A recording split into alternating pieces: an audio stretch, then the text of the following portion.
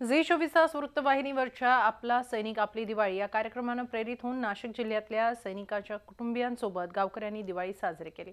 आदिवासी भागातल्या हरसूल गावामधल्या तरुणांनी हा उपक्रम राबवला। नाशिक शहरापासून 60 किलोमीटर अंतरावरचं हे हरसूल गाव आणि गुजरात सीमेला लागून असलेल्या इथल्या बेलपाली गावातलं हे कोरडे कुटुंब। या कुटुंबाचे प्रमुख पुंडलिक कोरडे सीमेवर तैनात आहेत। सीमेवरच्या तणावग्रस्त स्थितीमुळे पुंडलिक कोरडे यंदा दिवाळीला घरी येऊ शकले नाहीत। आजपर्यंत आम्ही त्यांच्या संग गेल्या वर्षीची दिवाळी फक्त केलेली आहे एवढ्या 26 वर्षामध्ये।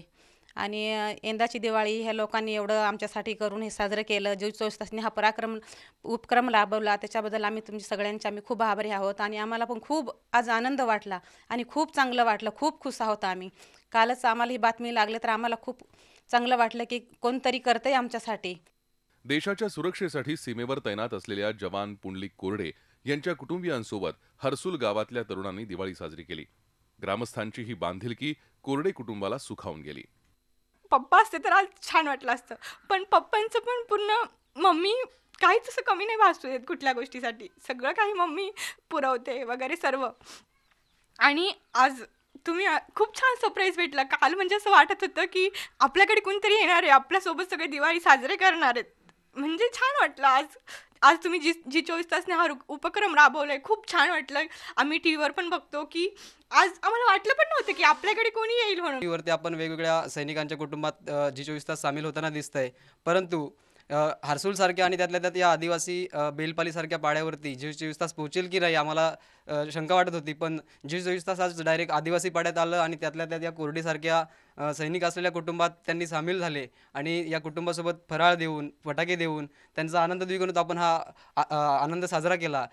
झी 24 तासच्या आवाहनानुसार सैनिकांप्रती कृतज्ञता व्यक्त करण्याचा हा प्रामाणिक प्रयत्न असल्याचं गावकऱ्यांनी सांगितलं। 25 वर्ष ते काही दीपावलीला आले नाही। आणि दुसरं म्हणजे जे सध्या झी 24 तासचा उपक्रम आहे, सैनिकाच्या घरी दीपावली साजरी करू। आमच्या हरसूल भागामध्ये अतिशय दुर्गम भागामध्ये असं हे बेलपाली हे गाव, त्याबद्दल तुम्ही आले त्याबद्दल तुमचे झी 24 तासचे आभार। उरीवर हल्ला झाला तेव्हा भारतीय सैनिकांच्या पाठीमागे ठाम उभं राहिलो होतो आणि आज पण उधमपूरला आमच्या पुंडलिक कोरडे दिवाळी साजरी करत आहे, तरी त्यांची उणीव ही आम्हाला भासणारच आहे। आणि पुंडलिक कोरडेंनी आज सुभेदार पद घेतलंय, भविष्यात ते लेफ्टनंटपर्यंत जावं हीच आमची इच्छा राहील। सामाजिक बांधिलकी जपणारी अशी दिवाळी दरवर्षी प्रत्येकानं साजरी केली पाहिजे असं आवाहन या निमित्तानं आदिवासी गावातील या तरुणांनी केलं। मुकुल कुलकर्णी, झी मीडिया, नाशिक। झी 24 तास रहा एक पाऊल पुढे।